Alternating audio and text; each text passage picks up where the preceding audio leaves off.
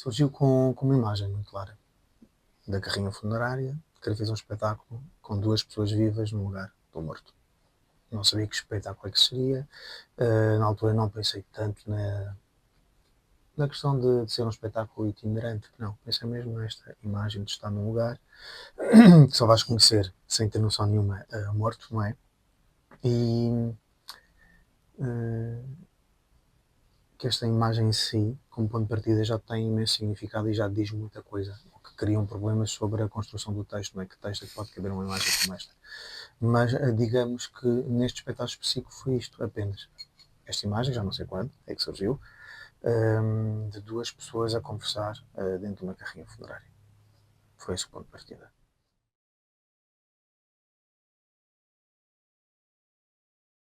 Encontrei, sobretudo, dificuldades em relação ao tema, porque é um tema, enfim, lato, não é? E não sabia muito bem como é que ia abordar esse tema, embora ele está presente em quase todos os meus espetáculos. Já estava no I Can Breathe e por aí fora, este tema da morte estava.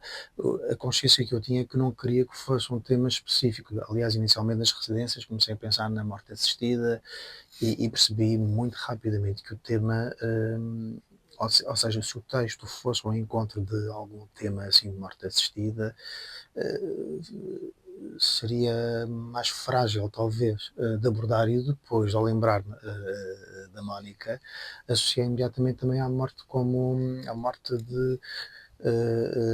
da juventude, da coragem, do desejo, do prazer, do próprio erotismo, a morte como erotismo, e acho que seria um campo muito mais fértil e, sobretudo, um campo que eu preferia explorar do que propriamente outras questões que são exploradas sempre, enfim, a morte também do erotismo também o é.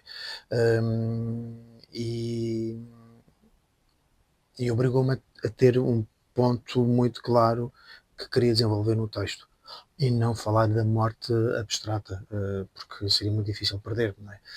Mas lá está, isto foi por fase, eu comecei com uma residência, eu sozinho, a tentar perceber o que é que poderia escrever tendo este dispositivo que já por si diz muita coisa, este dispositivo que não é só a carrinha funerária, mas a maneira como o espetáculo se vai desenvolver e a maneira como as pessoas vão ouvir e ver o espetáculo, qual é o texto que caberia, não é, num dispositivo como este. Este realmente foi uma dificuldade e acho que eu descobri também agora com os ensaios com a Mónica, não é? E acho que só vou perceber depois do espetáculo se este texto suporta num dispositivo como este, não é? E quando digo dispositivo, como disse, não é só a carrinha funerária, é o conjunto. Mas a nível do tema, o tema e o que me interessava era exatamente essa questão de morremos desde que nascemos, não é? Começamos a morrer, as células, enfim, não vou entrar por aí, mas e então o que é que morre, não é? E o que é que mais nos custa perder enquanto estamos vivos, não é? Depois comecei a pensar nisto, de facto, hum, numa coisa que não é só característica da juventude, mas que é muito próprio da juventude e que é o desejo.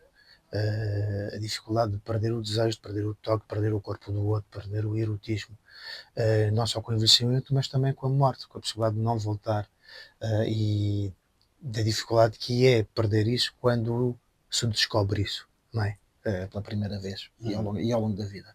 Pronto, mas digamos que esta hum, derivação surgiu há muito pouco tempo, depois das residências, depois de. Aliás, este ano tive alguma dificuldade em, em encontrar isto, porque dependia muito do parceiro que eu ia convocar no primeiro achado e agora a Mónica, não é? Porque estas pessoas trazem um universo para este espetáculo e a morte, tratar da morte, uma vez que eu já tratei isto muitas vezes não como tema principal, tornou-se difícil e eu sabia que precisava de ter o parceiro, quer dizer, o companheiro, o intérprete, identificado para saber, para resolver esta questão e este problema que se colocou desde o início de como é que se trata um tema tão abstrato e como é que abstrato isso se torna mais preciso, mais focado para que seja o suporte de um espetáculo.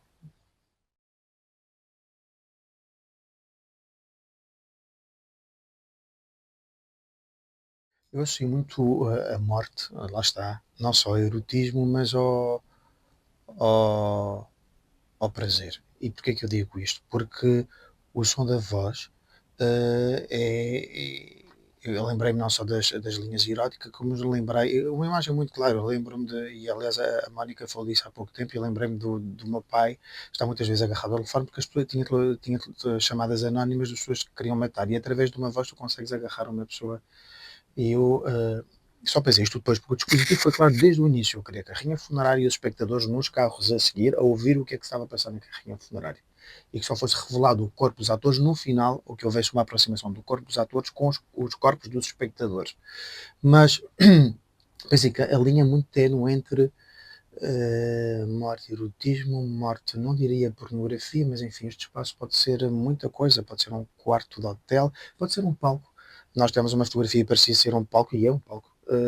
E, e então, para dizer que a voz aqui é uma voz também que retrata aquilo que eu estava a dizer, da perda do corpo, da perda da sensualidade, da perda do toque, que acontece também através da voz. E como é que através da voz nós conseguimos resgatar daquilo que estamos a falar, que é essa perda, não é?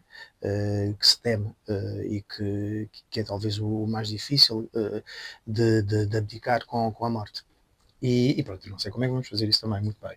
Mas a ideia é exatamente como é só através da voz, porque os espectadores não vão ver muita coisa, vão adivinhar muita coisa, não é? Através do percurso, conseguimos conectar com os sentidos do espectador, que a voz seja corpo e que consigamos de alguma forma penetrar. E eu utilizo penetrar de uma forma muito clara nos espectadores, que são viaturas com 5 ou 6 espectadores, ou seja, acaba por ser uma coisa muito pequena, e o próprio processo parece uma coisa misteriosa em que vamos para o encontro, poderia ser um encontro, eu estou sempre a falar disso, é que parece cada vez mais o encontro às cegas, as pessoas não sabem para onde é que vão, qual é o destino, entram em carrinhas pretas com pessoas que não conhecem, alguns irão acompanhados, se calhar, obviamente, de pessoas que vão ver o espetáculo, mas outros vão partilhar um carro com desconhecidos. Ou seja, isto tudo tem um ritual, não é? E um ritual que tem a ver com a morte, mas que tem a ver com o nascimento e que tem a ver com o erotismo e que tem a ver com isto tudo, porque os rituais são rituais que poderiam ser rituais também eróticos, não é? Misteriosos. Por isso é que me parece que o trabalho da voz e do texto, e sobretudo a nossa relação, a relação que vamos criar também, terá que tentar transpor isso. É como o sopro, não é? O primeiro sopro, o último sopro, não deixa de ser uma coisa erótica, não é? A morte é uma coisa erótica, acho que eu não sei. De alguma forma, estou muito contente por o Wellman me ter convidado para este projeto. Quando ele me descreveu a ideia e tivemos a primeira conversa, uh,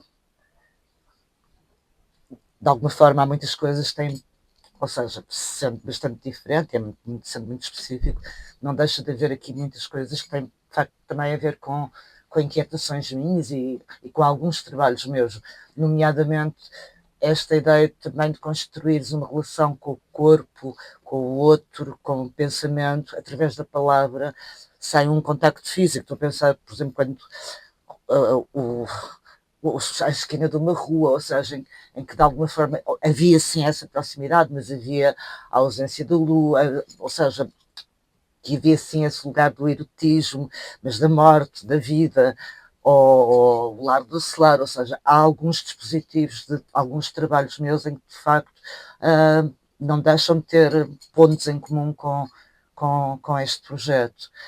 Depois também eu gosto muito de todas estas versões que o Alemão tem tentado trabalhar sobre o que é dito, sobre a palavra, sobre as ideias, sobre a morte, sobre o desejo, sobre o corpo, sobre a nossa finitude.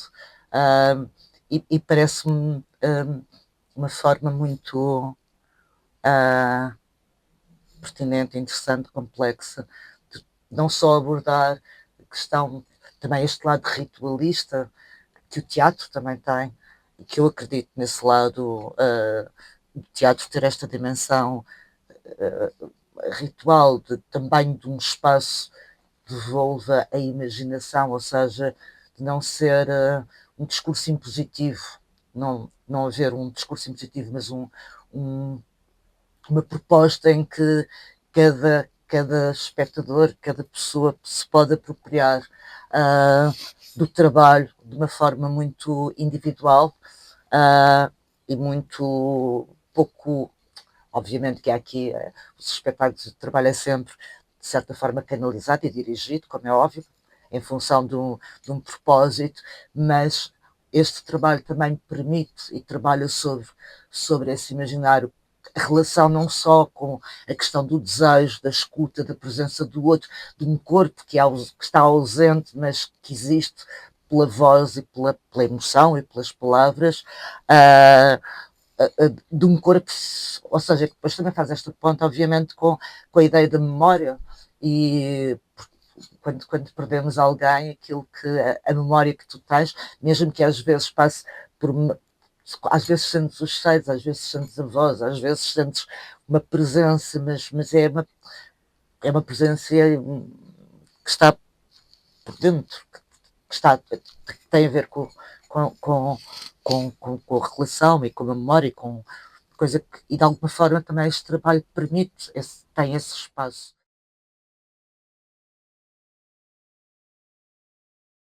Eu sinto de alguma forma como se de facto tivesse sido muito escrito para mim, ou seja, não me é difícil entender, foi automático, não me é difícil entender aquilo imediatamente, sentir aquilo imediatamente, mesmo porque, por exemplo, toda esta questão sobre a morte é algo que faz, ou seja, é uma questão sobre a qual eu sempre pensei muito, e sobre a qual falo até bastante, inclusive porque tenho filhos, e, e sempre foi um assunto abordado, a nossa finitude e a compreensão da nossa finitude para nós conseguirmos viver a plenitude da nossa vida. Ou seja, esta ideia de um fim, um fim do nosso corpo, um fim da nossa presença aqui. É aquilo que também nos permite fazermos, acho eu, as nossas próprias escolhas, as escolhas mais de não ter, de conseguirmos não nos desviar do essencial. E há uma frase, esta incapacidade e este afastamento das nossas sociedades na relação com a morte, na, na, no, aliás, cada vez mais, por exemplo, os funerais e os velórios acontecem num espaço de 3, 4 horas, como se as pessoas despachassem coisa, como se houvesse uma total incapacidade de se confrontar com este lado ritual, com este tempo, com esta necessidade do luto, de tocar o corpo, de despedirmos do corpo, de chorarmos, de estarmos juntos. Este lugar do pensamento, porque cada morte, cada morto ensina-nos sempre, depois vamos nos esquecendo, mas cada morto ensina-nos e devolve-nos no momento da sua morte muitas coisas, nomeadamente o quão precisamos uns dos outros, o quão é necessário a fraternidade, o quão é necessária a amizade, o quão é necessário a solidariedade. Depois, com o passar do tempo, vamos nos esquecendo, mas esta incapacidade de se lidar com a finitude, com o fim, também é muito revelador de sociedades que obviamente que estão doentes e que têm tanto medo da morte, como medo do envelhecimento, como medo da vulnerabilidade. E acho que este trabalho toca em muitas coisas que não são, que acabam por ser tabus, ou seja, estarmos aqui sentados, estarmos aqui vivos, dentro de uma carrinha funerária que transporta corpos mortos, que nos vai acontecer o mesmo a todos nós. Portanto, é um fim inevitável. E que não deixa de ser um tabu, não deixa de ser qualquer coisa, obviamente, bizarro.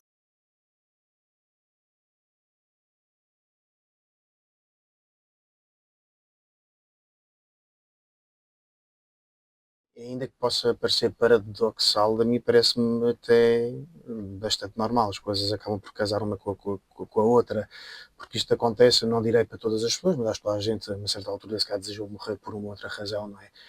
E o que me parece mais interessante é de já morrer porque se percebe que não se está a viver de forma intensa. E parece-me que a vida tem que ser vivida de forma intensa. Pelo menos eu gostaria de a viver, e acho que todos nós, de uma certa forma, gostaríamos de viver a vida de uma porque senão parece que estamos a desperdiçar uma coisa que lá está, que sabemos, uma coisa que vai acabar a qualquer altura, não é? E então a nossa, por outro lado, coloca uma pressão de termos que viver a nossa vida de uma forma intensa.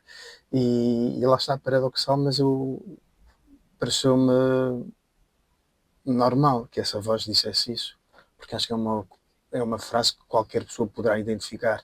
E eu queria voltar só a esta questão, porque é engraçado, muitas vezes, neste tipo de projetos, que não são bem estes, são projetos em que eu convido um desconhecido, que não é o caso da Mónica, eu escrevo realmente para esse desconhecido. Neste caso eu conhecia a Mónica, mas de facto este texto foi escrito a pensar na Mónica. Ou seja, a Mónica me ajudou, de certa forma, a pensar na morte para o espetáculo e depois ajudou-me a tratar este tema da morte, para voltar àquela questão da morte como erotismo, não é? De, da dificuldade de que é não poder morder o mundo, abraçar o mundo, estar disponível para toda a gente, para conhecer todas as possibilidades, não é? E perceber como ao longo da vida vais perdendo isso e que nunca vais voltar a isso porque não vais deixar de existir, é algo perturbador, é algo tão perturbador que eu, quando era criança, acordava à meia da noite, aliás, isto está no texto, a pensar: ok, ainda estou vivo, não morri, mas quando morrer, se calhar vou voltar daqui a uns meses. Era muito criança, claro, para pensar nisto, não é? E de não conseguir dormir quando realmente me apercebi que nunca mais iria voltar. E não voltar não era a necessidade de existir e de fazer coisas, era saber que não iria voltar a ter sensações que tinha, que estava a descobrir na adolescência. É quase como se esta voz estivesse sozinha a falar com ela. É quase como se isto fosse um monólogo. A voz fosse a voz A, digamos, interpretada por mim, fosse o pensamento, o fantasma, os medos desta voz B. É quase como se estivesse apenas uma pessoa aqui. E que pessoa é que é? Não é? É claro que a personagem, ou a voz da personagem, a voz interpretada pela Mónica assume várias funções, como disseste, é a morte, é muita coisa. Quem é esta mulher? Não é? No início parece uma coisa mais real, que já se conheceram no início do texto, para depois ter uma dimensão muito mais complexa. A dele é muito mais linear, não é? Isto foi pensado, claro, que a dele era aqui um percurso mais linear do início até ao fim, enquanto que esta mulher enigmática, quem é que ela é, o que é que ela faz? É ela que guia os mortos, ela é a própria morte, ela foi contratada para acompanhá-lo, que mulher é esta, não é? E sim, isto foi, a estrutura do texto foi pensada dessa forma, sim. Mas eu queria que em última instância, pudesse ser a conversa que nós temos todos nós temos, na solidão do nosso quarto, à beira da morte, no prazer, na agonia. Todos nós pensamos sobre a morte, todos nós fazemos estas perguntas. Todos nós, a uma certa altura, se cá tivemos nojo de nós ou não, do nosso corpo a envelhecer, daquilo que não conseguimos fazer, do medo de morrer. Então é quase como se fosse um espetáculo de um para um, ou até um espetáculo que ninguém aqui, só o espectador a seguir, ia pensar sobre a morte.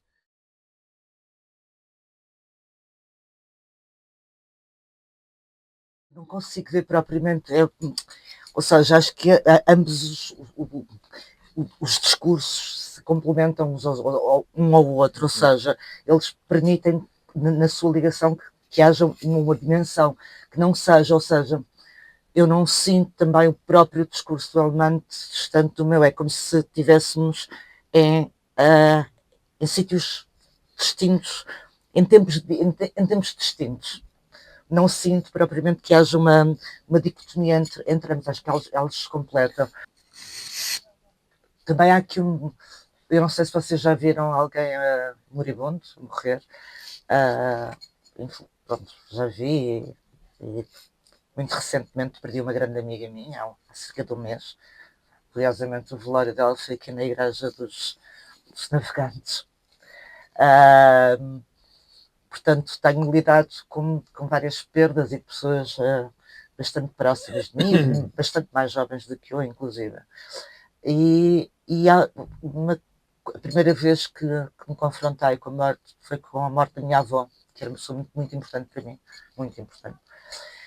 E lembro-me, nunca mais me esqueci disso, isso também me fez repensar muitas coisas sobre, foi o meu primeiro contacto com a morte, de eu sentir nas suas últimas horas de vida, no seu último dia de vida, essa presença muito física, completamente física, da morte e do relacionamento do corpo dela com um outro corpo, um corpo que tu não vês, mas que compreendes, que lá está. Ou seja, isso foi uma coisa tão.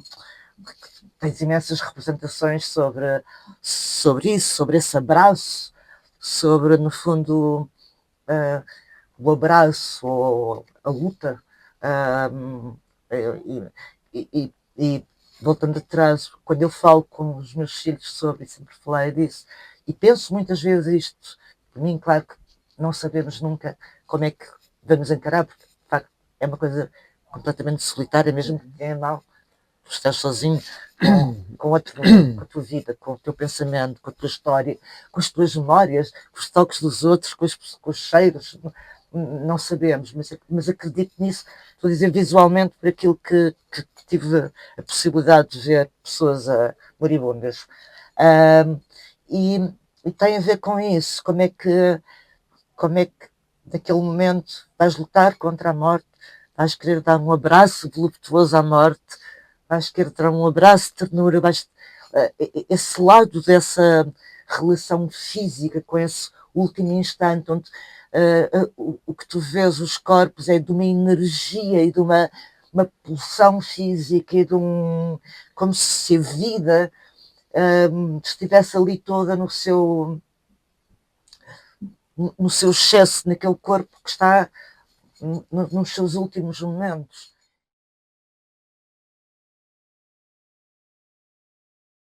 Não sei muito bem responder a essa pergunta. Sei qual era a relação que eu queria criar com eles e que era exatamente essa. Que não houvesse qualquer contacto e que o último contacto fosse da personagem interpretada com a Mónica, contacto de aproximação para imediatamente desaparecer essa aproximação, exato, por causa da questão da ausência do toque e do fim do toque. Mas não penso muito nisso, porque se pensar num público, tenho que pensar, obviamente que eu penso, mas penso mais como isto como um corpo só, que é composto não só por nós, pelo público, mas também pela polícia que vai escoltar isto, não é? Ou seja, de repente é quase como se esta morte, que é a morte individual, de qualquer pessoa ganha esta dimensão, não é? Quase real, porque eu pensava, bem, se eu olhasse para isto, pensaria, se calhar, é uma morte de Estado, alguém, não é? Porque quem é que tem um cortejo assim, não é? Porque, e é também feito para os espectadores da rua, que veem um segundo e não percebem o que está a acontecer.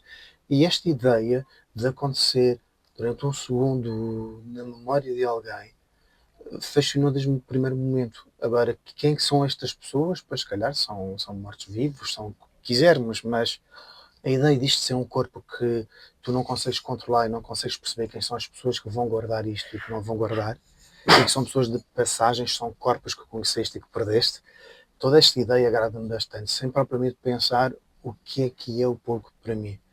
Porque é uma coisa muito maior do que os 24 espectadores vão acompanhar cada sessão. É a cidade que é convocada durante um período de tempo, não é? E eu lembrei-me de tanta coisa porque ouvir a Mónica, porque é esse grito da agonia que se fala, há imensa gente que fez podcast sobre isso.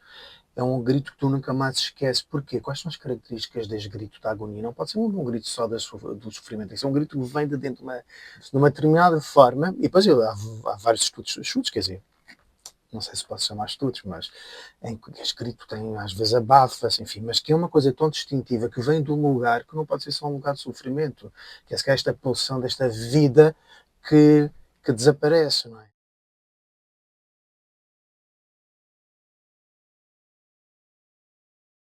Acho que é uma coisa muito importante que o Alman disse, esta questão de facto, claro que isto é uma coisa que nós não sabemos, não é? Qual é que vai ser, porque é aquele tipo de trabalhos que só quando vais ter o confronto é que vais compreender exatamente, mas percebes, apesar de tudo.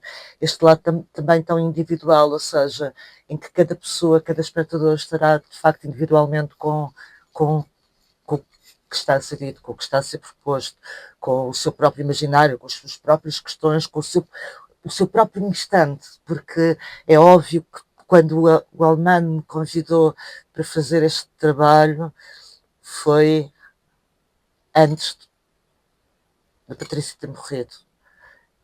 Foi 3 semanas antes, bem. E portanto, quando passado um mês e pouco eu ligar-me a isto é completamente diferente, é um instante, ou seja, essa ideia também no instante, o instante que acontece no momento da morte, mas os instantes, os momentos muito, muito específicos das circunstâncias da vida, que faz parte da vida, para além também deste lado todo de incluir a cidade, aquilo que o Elman estava a dizer, não tens só a questão dos carros, dos espectadores que vão ver, mas o que é que isto, quando passarmos pela cidade, que impacto é que isto vai ter para quem se cruza connosco? E também a um breve instante, o que é que vai ecoar? O que é que vai... onde é que vai mexer? Como aconteceu agora quando vinhamos para cá, ficou ao nosso lado uma carrinha funerária, de facto com um funeral, com alguém que morreu.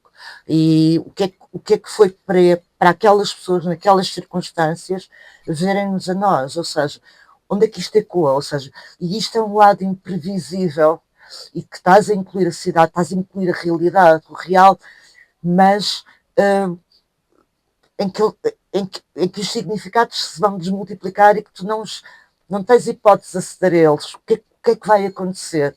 Porque também vais fazer uma história, vais falar também do futuro, porque isto também propõe a vida.